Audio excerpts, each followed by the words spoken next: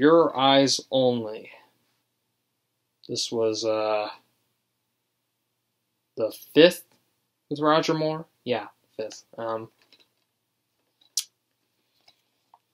I like it. I like it. This is the first one on the list that I will say is a good movie. But it's not great, which is why it's this low. Although I will admit I used to really love this one. Mostly because they tried to go for a more grounded, more realistic plot. But the main problem I have with this film is the plot is not very interesting. It's a very MacGuffin-fueled plot. Which I guess they were trying to go for, like, sort of a From Russia with Love sort of Cold War plot, but it's not as interesting. You have to find this, like, nuclear submarine control system. I think I'm reading the back of this, because, like, the main plot is just not that interesting, to be completely honest.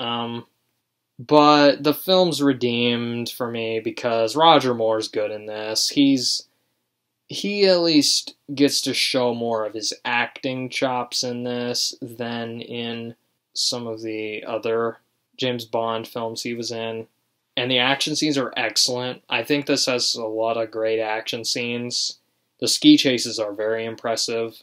But the main problems I have with this, the pacing has its slow moments. The plot's not as memorable as some of the others. The villain, the main villain.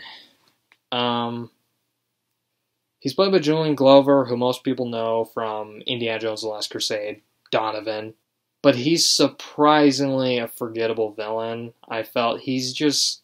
I like that they tried to make it more realistic, but you can make a realistic Bond movie and have a more interesting Bond villain than this. Like, he's just kind of... I don't know. He's just not very memorable, to be quite honest. Topol, though. Topol's great in this. He's enjoyable to watch in, like, anything, honestly. You know, Bond girl in this, Melina, her parents were killed by a hitman, and she's, like, out for revenge. I like that, you know. I think that's interesting. The only thing I hate about this movie, I hate the opening. I fucking hate the opening. They have this guy who is clearly Blofeld. They don't say what his name is. He's not listed in the credits as Blofeld, but it's clearly Blofeld. He's bald. He has a cat. He's in a wheelchair for some reason, but the way Roger Moore kills him, and just, it's stupid. It's insulting to the character. I don't like it at all. They should have kept it out of the movie. But yeah, the main problem with this movie is it's not very memorable compared to a lot of other ones. I'm having trouble remembering some of this movie, honestly, and I saw this like a few weeks ago. It's a movie that I enjoy while watching, but it's not one that I necessarily immediately want to go back to, that I immediately think of when I think of James Bond. You know, it's, yeah. That being said, though, I like that they went a bit more serious with this, at least. Tried to make it a bit more grounded in reality. And it does pay off in some ways not. I think there have been better James Bond movies that went a more serious route, but, you know, for what it is, I think it's decent. Good, but not great, you know. Serviceable enough. I'll watch this any day over some of the other ones. This one, I'm actually kind of excited to talk about this one, because I get to talk about one of my favorite Bond villains, played by one of my favorite actors. The movie is A View to a Kill. I will say right off the bat, this movie is stupid. This is a terrible movie. And honestly, it would probably be more towards the bottom if it wasn't for Christopher Walken, who is just so crazy in this, so weird, just he's one of those actors that no matter what movie he is in, like, if I'm, like, looking at the cast of, like, a movie and I see that he's in it, I just go, okay, I need to see that. Even if the movie sucks, I'm watching it, you know, just because he's in it. And that's definitely the case here. The best thing I can say for this movie's a guilty pleasure, because it's not a good movie, but I enjoy it. I enjoy it. There's just so many great walk-in scenes in this, you know, that, like, I can't put this movie, like, I obviously can't put this movie incredibly high on the list, you know, because I think there's James Bond movies I enjoy way more than this, but this movie, I couldn't put it that low on the list, because I just love walking in this so much, you know. He makes the movie watchable for me, like, every scene he's in, he's just so odd, he's just, like, if you know who Christopher Walken is, I mean, he has that odd delivery, that strange voice, just goes so smoothly between being hilarious and being creepy. And this might be my favorite performance of his, just in anything. He might be my favorite Bond villain, believe it or not. Like, he's just so odd in this. Like, I especially love the scene where he's like, he kills a bunch of, like, mine workers with a machine gun. He just mows them down. Or how he, like, laughs before he falls to his death off the Golden Gate Bridge.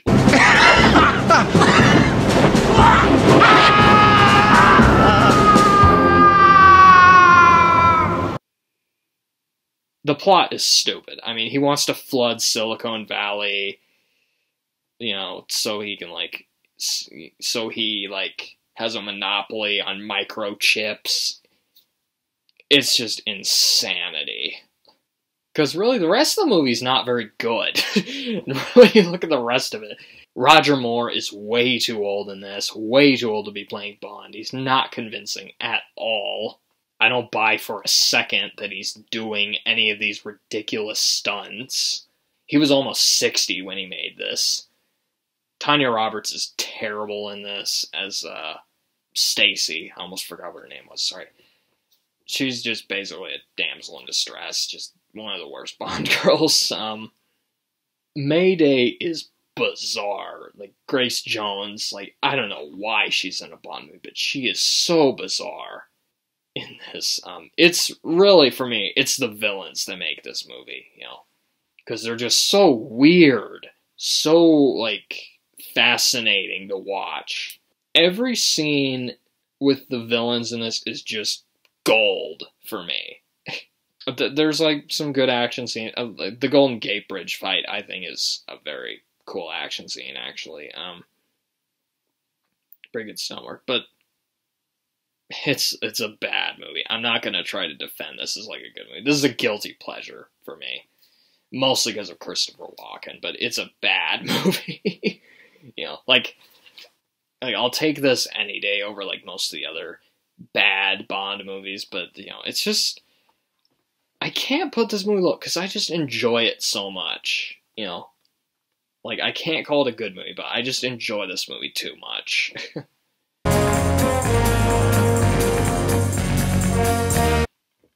Spectre. This is, the latest Daniel Craig Bond film.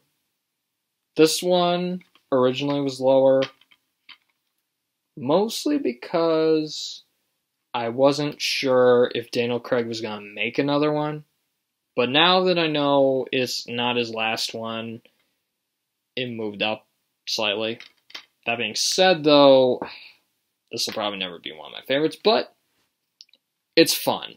It's fun to watch. I enjoy watching this. You know, this one, like For Your Eyes Only, it's one I enjoy while watching, but it's not great.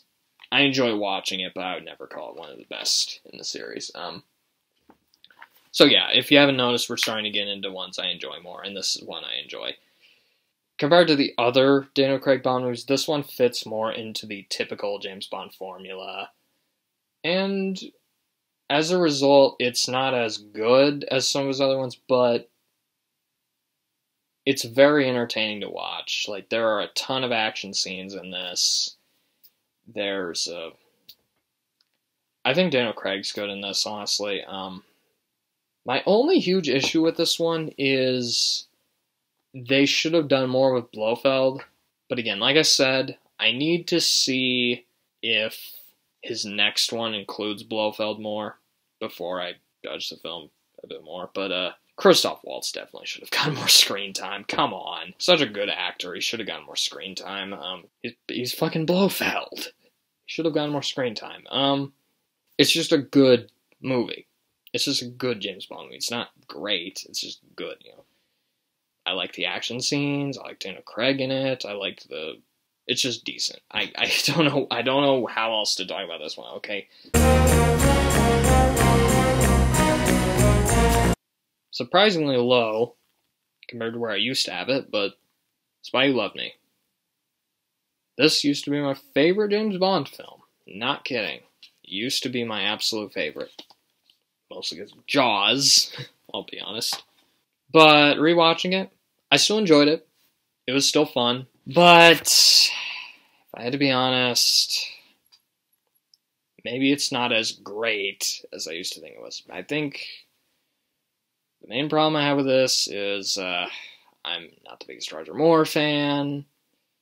But mostly it's because the villain is not one of the more interesting ones. Stromberg is not one of the better Bond villains. He just wants to destroy life on Earth and repopulate it underwater, basically. He's like the just generic take over the world bad guy Bond villain. Jaws, though, is an interesting henchman. You know, has metal teeth, he bites people, bites through metal, you know. He's actually interesting, very kind of menacing at points. It's mostly minor complaints I have this, because I do enjoy the film.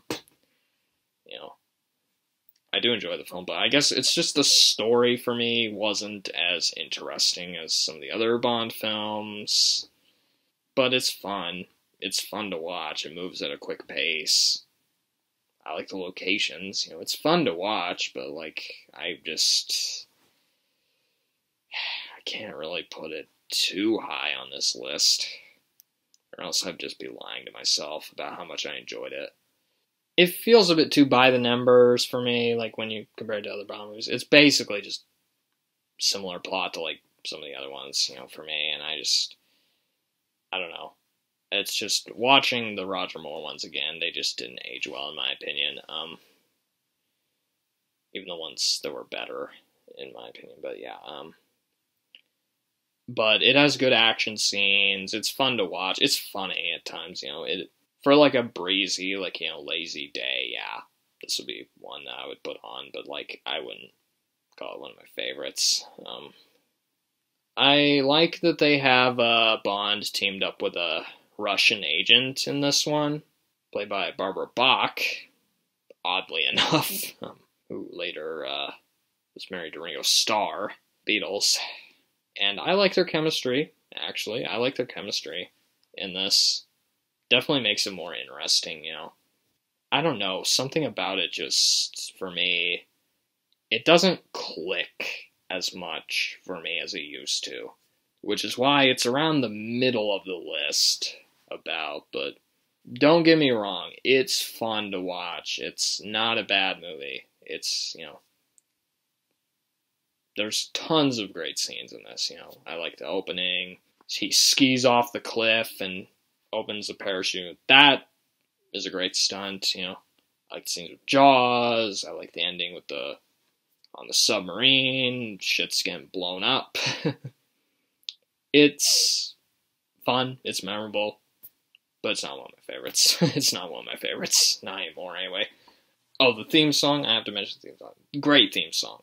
Great theme song. Carly Simon's theme song is one of my favorites in the entire series.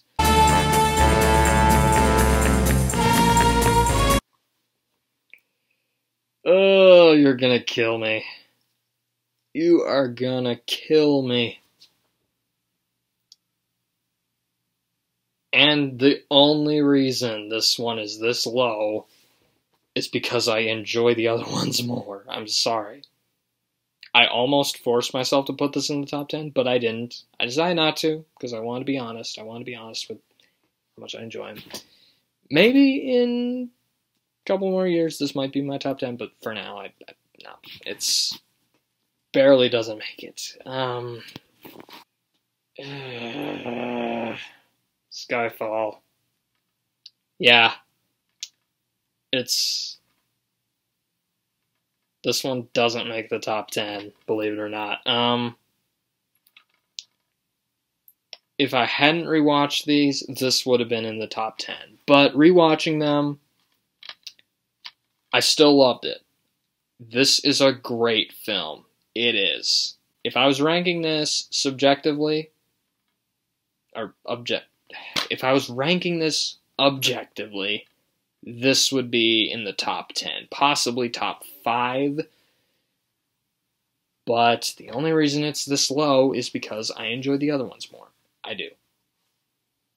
I think Daniel Craig's really good in this. He's more comfortable in the role here. You know, he has some of the dry humor. I win. What do you say to that? It's a waste of good scotch. I think the action scenes are excellent. I like the plot of, you know, like an agent that's out for revenge against his own agency. I think that was definitely interesting. And Javier Bardem as Silva is excellent. Probably in the top 10 Bond villains, to be honest.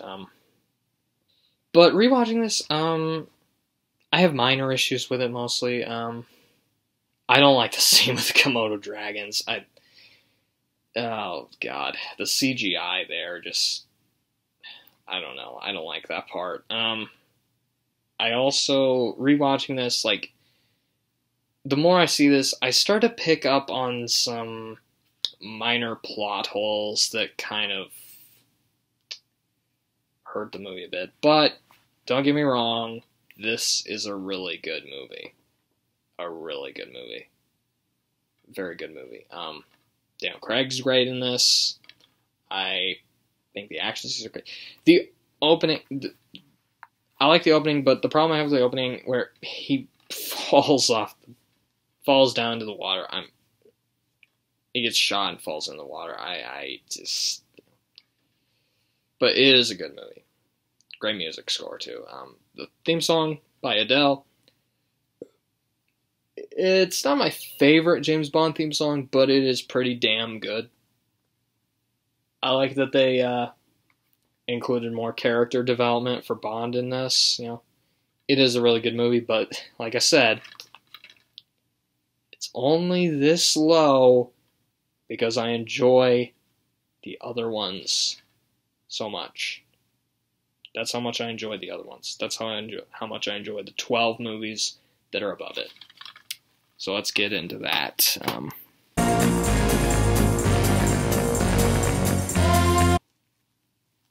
Which one is it? Which one? Which one is it?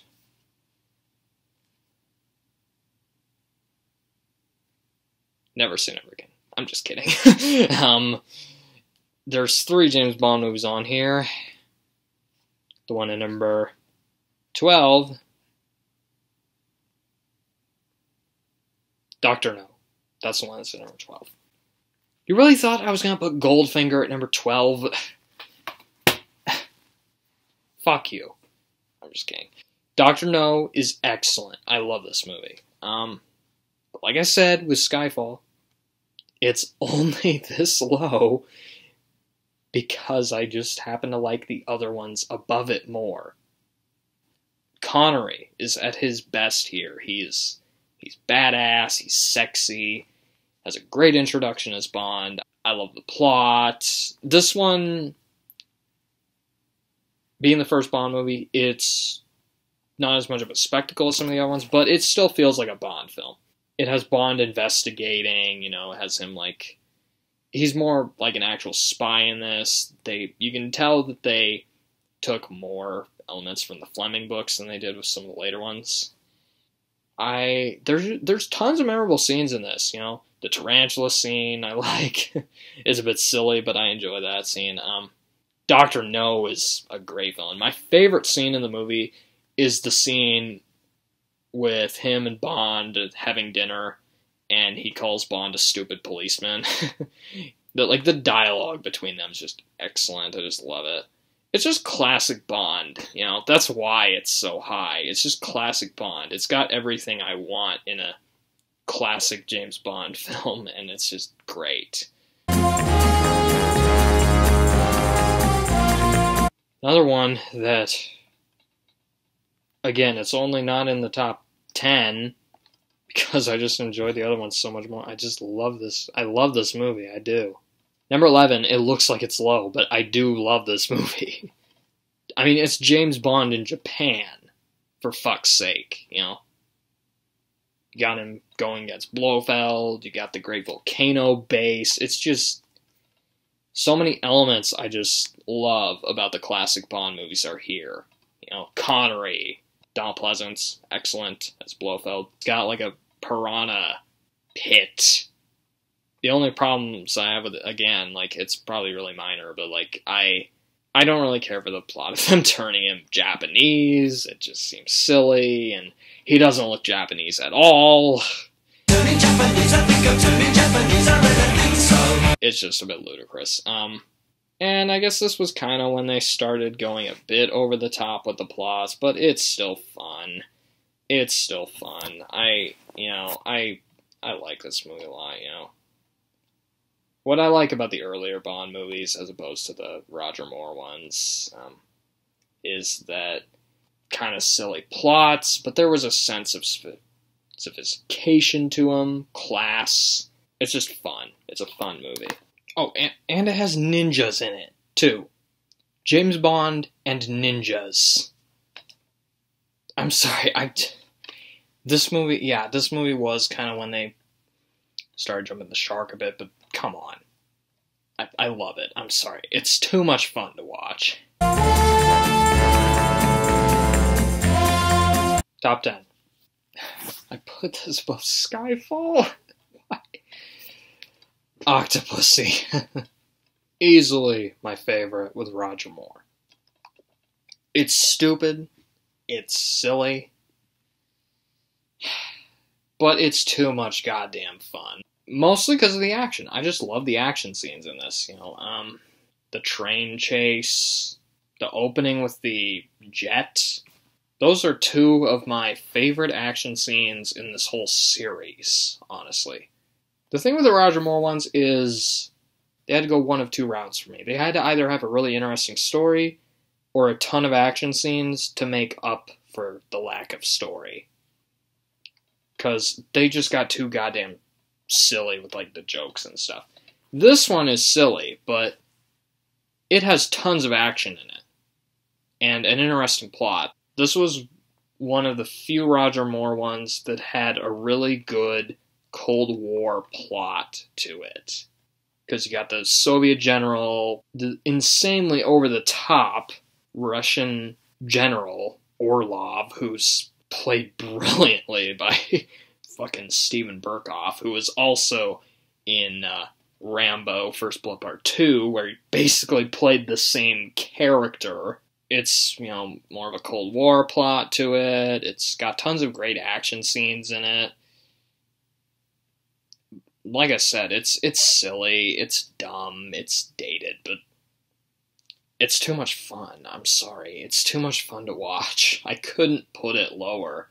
I have way too much fun while watching this to, like, put it really low on the list, you know. I like the villains. I think Roger Moore is... He's clearly too old, but he's at least, you know, kind of fun in this, you know.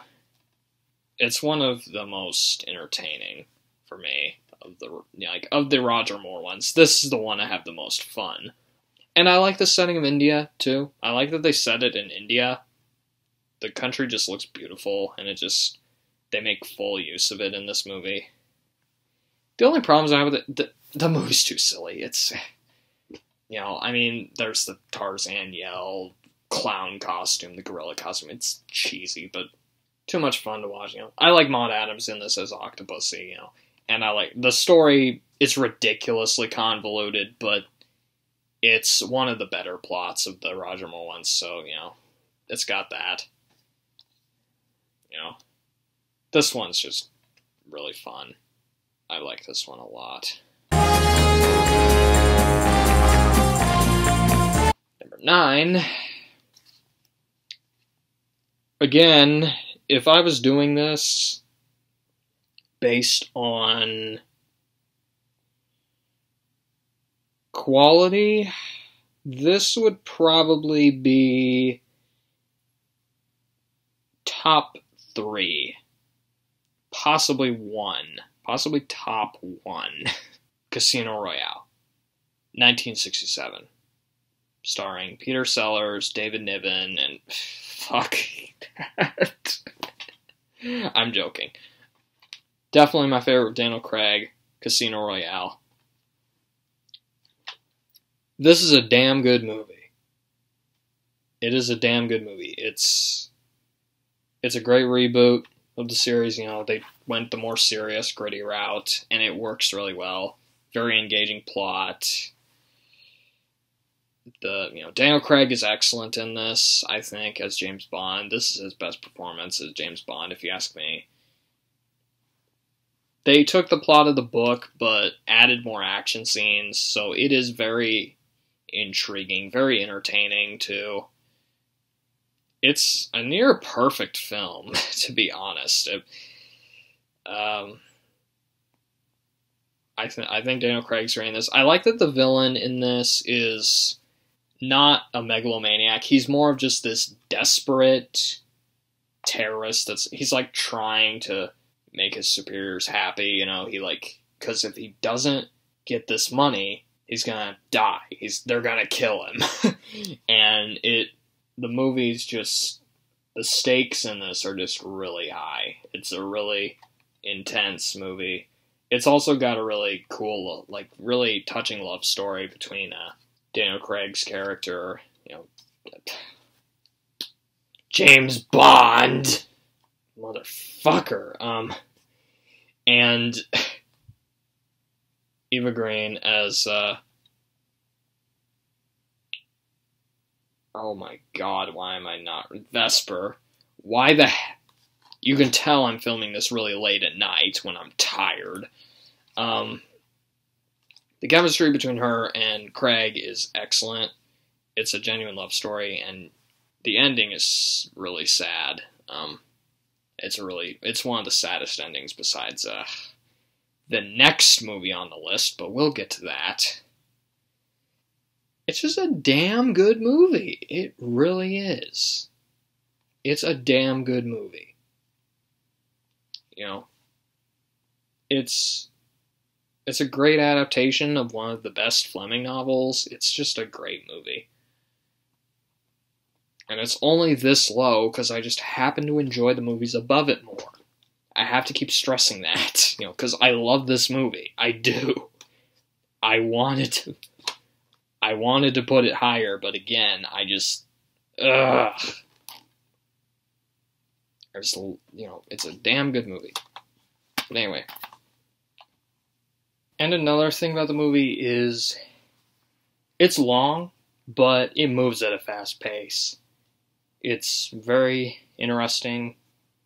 It's just a damn good movie. Acting's great, especially Mads Mikkelsen as the chief, the villain. Great. This hard, I wish I could talk about these movies more, but I gotta get moving. Talk about the other films on the list.